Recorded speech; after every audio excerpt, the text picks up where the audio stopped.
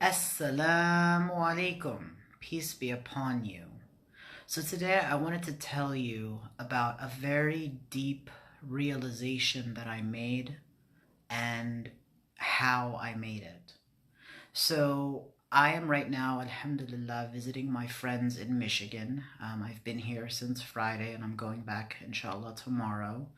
And one of the things that I was doing while I've been in Michigan is I met a person who may or may not have been interested in a marriage.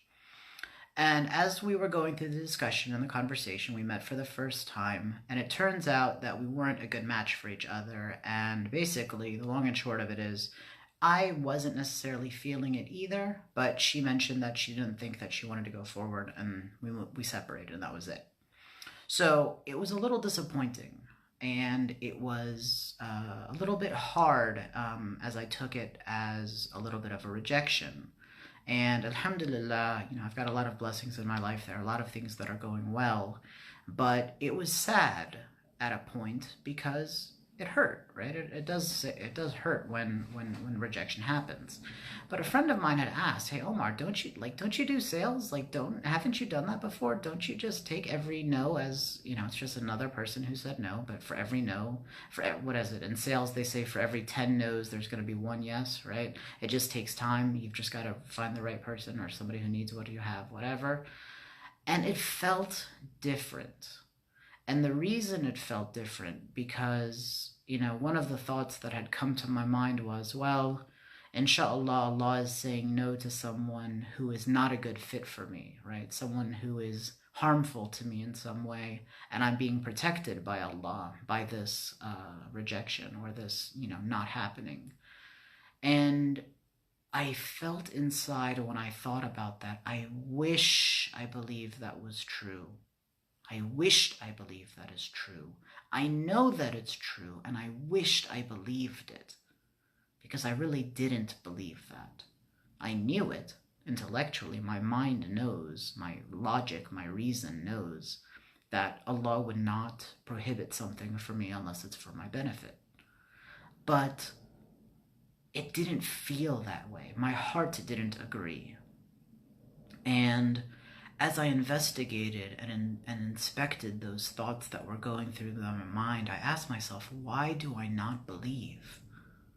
And the end thought that was haunting my mind was, Omar, the answer is always going to be no.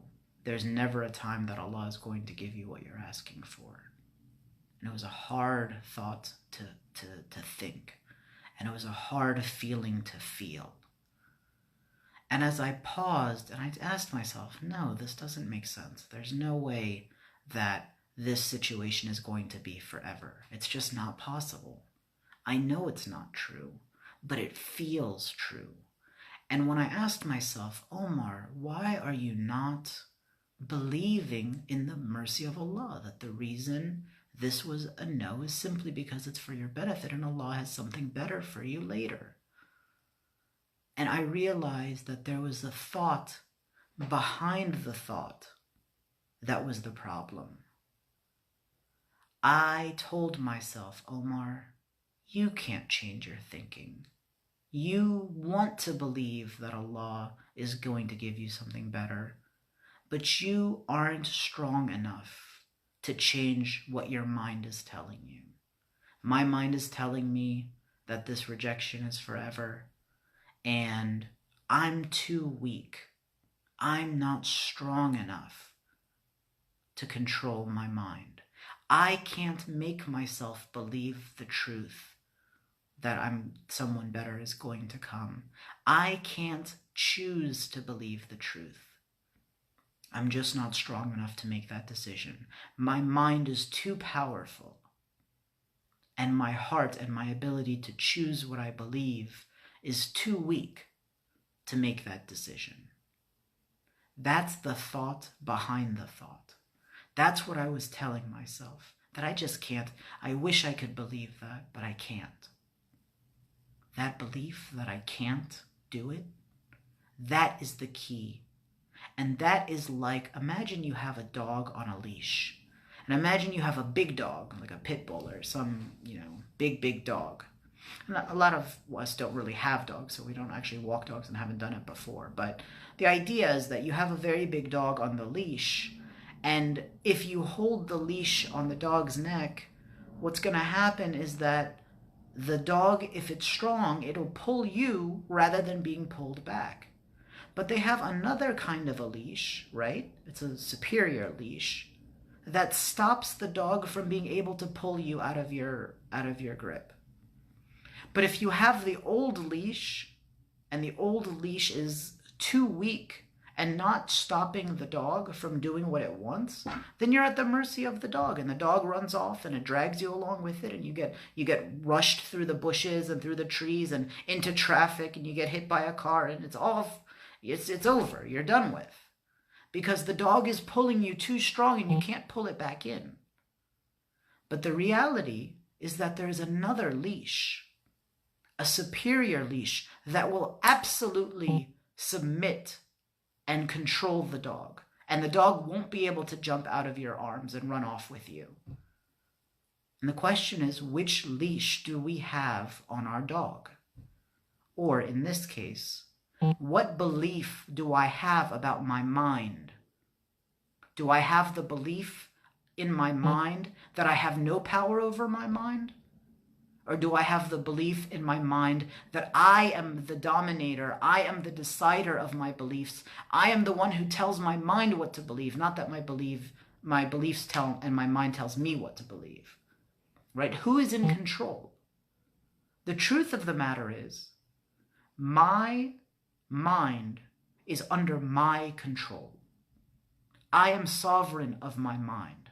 I choose what I believe, and I choose what I don't believe. That's my power. I can choose to believe in hope, and I can choose to believe in despair. That's my choice. It's no one else's. But if I believe that I am at the mercy of my mental illness, I am at the mercy of my mood disorder, I am at the mercy of my depression or bipolar or anxiety, if I believe that I can't decide and that my mind is stronger than I am, then that's like holding on to the weak leash. And the dog is going to run wherever it wants. And there will be no stopping it because I don't believe that I have a leash strong enough to rein it in. I believe that my mind is strong enough, and I am strong enough to control my mind. A lot of us who have mood disorders feel at the mercy of our minds. When the mind wants me to feel sad, I feel sad. And when the mind wants me to feel suicidal, I feel suicidal. And when the mind wants me to feel this way, I feel this way. And it's out of my control completely. But it's not true. It's a belief that we have about our own minds and our own hearts that is causing this. And it's not without evidence, right? We have been sad in the past. We have felt and we have noticed that we've tried to change our thinking, we've tried to change our feelings, and it doesn't work. So what do we conclude? I'm just too weak, I can't do it. But it's not true.